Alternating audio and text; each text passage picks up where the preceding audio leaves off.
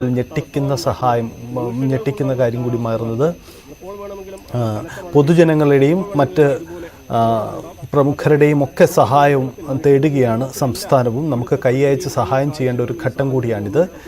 മുഖ്യമന്ത്രിയുടെ ദുരിതാശ്വാസ നിധിയിലേക്ക് സംഭാവന നൽകാം. ഇതിനകം തന്നെ ചില പ്രധാനപ്പെട്ട സ്ഥാപനങ്ങൾ, വ്യക്തികൾ, ചില സർക്കാരുകളൊക്കെ സർക്കാരിന് സഹായ വാഗ്ദാനം നൽകിയിട്ടുണ്ട്. അത്തരം സഹായങ്ങൾ ഇനിയും ഉണ്ടാവണം.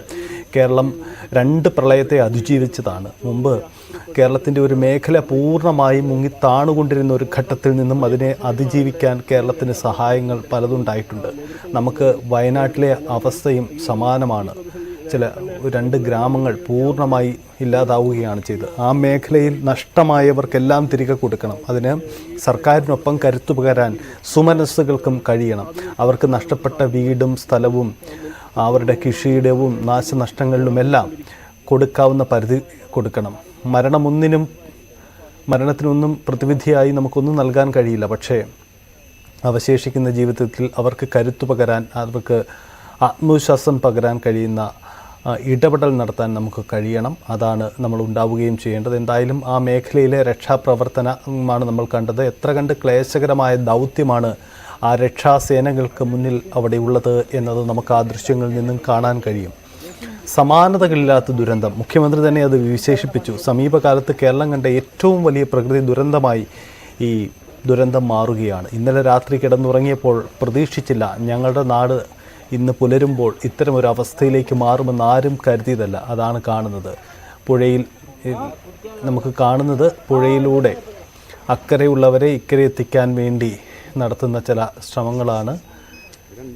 അത്തരത്തിലുള്ള പലതരത്തിലുള്ള ശ്രമങ്ങളാണ്. നേരത്തെ ഷബീർ റിപ്പോർട്ട് ചെയ്തതുപോലെ ഒറ്റപ്പെട്ട് കിടക്കുന്ന ഇടങ്ങളിൽ നിന്നും ഒരാളെ പുറത്തെത്തിക്കാൻ അരമണിക്കൂറിലധികം സമയം വേണ്ടി വരുന്നു. അങ്ങനെ നിരവധി പേരാണ് അവിടെ കുടുങ്ങിക്കിടക്കുന്നത്. എത്ര സമയം എടുത്തുകൊണ്ട്, എത്ര ക്ലേശകരമായി അവരെ ഇക്കരെ എത്തിക്കാനാകുമെന്ന വെല്ലുവിളി അവർക്ക് മുന്നിലുണ്ട്. ആ വെല്ലുവിളി അതിജീവിച്ചുകൊണ്ടാണ് ഇത്തരം പ്രവർത്തനങ്ങൾ നടക്കുന്നത് എന്നതാണ് മുന്നിലുള്ള സാഹചര്യം.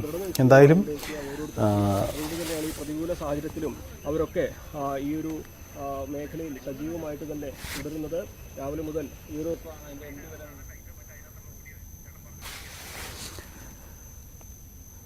കോടമഞ്ഞിറങ്ങിയ, കാഴ്ചമങ്ങിയ ദുരന്ത മേഖലകളിലൂടെ രക്ഷാപ്രവർത്തനം നടത്തേണ്ടി വരുന്നു എന്നതാണ് ക്ലേശകരമായ സാഹചര്യം.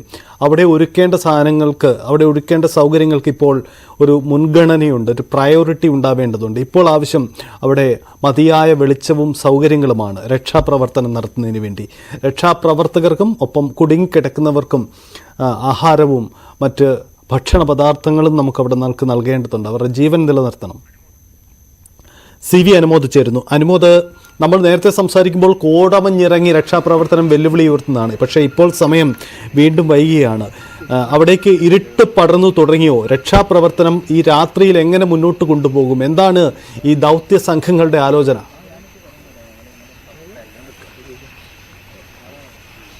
സജിത്ത്, അതീവ ദുഷ്കരമായ സാഹചര്യമാണ് നമുക്കിവിടെ കാണാൻ കഴിയുന്നത്. മഞ്ഞ് മാറി മഴ പെയ്തു തുടങ്ങി എന്നതാണ് ഇപ്പോഴത്തെ അവസ്ഥ. ഇരുട്ട് ഇറങ്ങി തുടങ്ങുന്നു. സാഹചര്യം നമുക്ക് ഈ തെരച്ചിലിനും രക്ഷാപ്രവർത്തനത്തിനൊന്നും അനുകൂലമല്ലാത്ത രീതിയിലേക്ക് മാറുന്ന ഒരവസ്ഥ. നമ്മോടൊപ്പം ഇവിടുത്തെ വാർഡ് മെമ്പർ കൂടിയായ ശ്രീ സുകുമാരൻ ചേരുന്നുണ്ട്. ചേട്ടൻ ഈ വാർഡിലെ?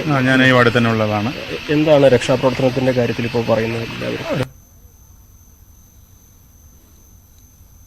പ്രവർത്തനം നടക്കുന്നുണ്ട്. എങ്കിലും ചില ഉൾഭാഗങ്ങൾ എത്തിപ്പെടേണ്ടതായിട്ടുണ്ട്. അതായത് നമ്മൾ ടൗണോ അല്ലെങ്കിൽ ചൂരമല ഭാഗങ്ങളോ മാത്രം നമ്മൾ ബേസ് ചെയ്ത് പ്രദേശങ്ങളിൽ വന്നിട്ട് കുറച്ചും കൂടി രക്ഷാപ്രവർത്തനം നടത്തണം. രാവിലെ നമ്മൾ ഉദ്ദേശിച്ച് വന്നത് ഒരു 4 ബോഡി കിട്ടുന്ന ഉദ്ദേശിച്ചത്. പക്ഷേ 21ഓളം ബോഡികളെ നമുക്ക് മറ്റുള്ള ബോഡികളും കാര്യങ്ങളും നമുക്ക് കിട്ടാനുള്ള സാഹചര്യമുള്ളൂ. ഇന്നിപ്പോൾ എത്ര മണി വരെ എത്രയുള്ള സാധ്യത? ഒരു അനുകൂല ഘടകം വന്നാൽ മാത്രം തന്നെ നമുക്ക് മറ്റുള്ള തെരച്ചിലും കാര്യങ്ങളും നടത്താൻ പറ്റുള്ളൂ. അല്ലെങ്കിൽ അതാണ് സാഹചര്യം. അവിടെ അനുമോദിന് ചില സാങ്കേതിക തകരാറുകളുണ്ട്. അത് പരിഹരിക്കപ്പെടട്ടെ. എന്തായാലും നമുക്കിപ്പോൾ നമ്മൾ കാണുന്നത്, നേരത്തെ നമ്മൾ സൂചിപ്പിച്ചതുപോലെ സ്കൂളിന് സമീപത്തുള്ള നഷ്ടപ്പെട്ടു പോയ പാലം പുനർനിർമ്മിക്കാനുള്ള ആർമിയുടെ പ്രവർത്തനങ്ങൾ അവിടെ ആരംഭിച്ചിരിക്കുന്നു. താൽക്കാലിക പാല നിർമ്മാണമാണ്. കേരളത്തിൽ മുൻകാല അനുഭവങ്ങളുണ്ട്. നമുക്കറിയാം റാന്നിയിൽ ഒരു താൽക്കാലിക പാലം ആർമി നിർമ്മിച്ച് അത് പിന്നീട് സാധ്യമായതൊക്കെ നമുക്കറിയാം. എന്ന് പറഞ്ഞതുപോലെ ഇത്തരം ദുരന്ത മുഖങ്ങളിൽ പലപ്പോഴും നമ്മുടെ ഇത്തരത്തിൽ നമുക്ക് കരുത്തു പകരുന്നത് നമ്മുടെ സൈന്യ സേവനമാണ്. നമുക്ക് പലപ്പോഴും മറ്റെല്ലാ മാർഗങ്ങളും അടയുമ്പോൾ സൈന്യത്തെ വിളിച്ചാൽ അവർ രക്ഷാമാർഗം നൽകും എന്നൊരു പ്രതീക്ഷയുണ്ട്. अभी ऊपर मदरसा जो है उधर है 3 आदमी 7 आदमी का बॉडी है नीचे. സൈന്യത്തിൻ്റെ പ്രതികരണമാണ്. അവിടുത്തെ സാഹചര്യങ്ങളും രക്ഷാപ്രവർത്തനവും കൂടിയാണ് അവർ വ്യക്തമാക്കുന്നത്. ഇത് താൽക്കാലിക പാലം നിർമ്മാണമാണ്. താൽക്കാലിക പാലം നിർമ്മിച്ചാൽ രക്ഷാപ്രവർത്തനത്തിന് കൂടുതൽ വേഗത കൈവരും എന്നതാണ് അവിടുത്തെ സാഹചര്യം. ഇപ്പോൾ അക്കരെയുള്ള ആളുകളെ ഇങ്ങോട്ട് എത്തിക്കുന്നത് ഇത്തരം റോപ്പ് സംവിധാനം ഉപയോഗിച്ചുകൊണ്ടാണ്. കുടുങ്ങിക്കിടക്കുന്നവരെ പലപ്പോഴും നമുക്ക് ബുദ്ധിമുട്ടുണ്ടാക്കുന്ന സാഹചര്യം നമ്മൾ രാവിലെ തന്നെ റിപ്പോർട്ട് ചെയ്തതുപോലെ ഈ റിസോർട്ടുകളിലും മറ്റും കുടുങ്ങിക്കിടക്കുന്ന ആളുകളുണ്ട്. അവരിൽ പലർക്കും ആരോഗ്യ പ്രശ്നമുള്ളവരുണ്ട്, പ്രായാധിക്യം മൂലം പ്രശ്നങ്ങൾ നേരിടുന്നവരുണ്ട്. ഇങ്ങനെ പലതരത്തിലുള്ള ആളുകളുണ്ട്.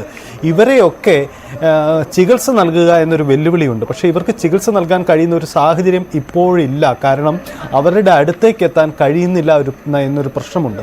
അതുകൊണ്ട് ഇവർക്കൊക്കെ ചികിത്സ നൽകണം.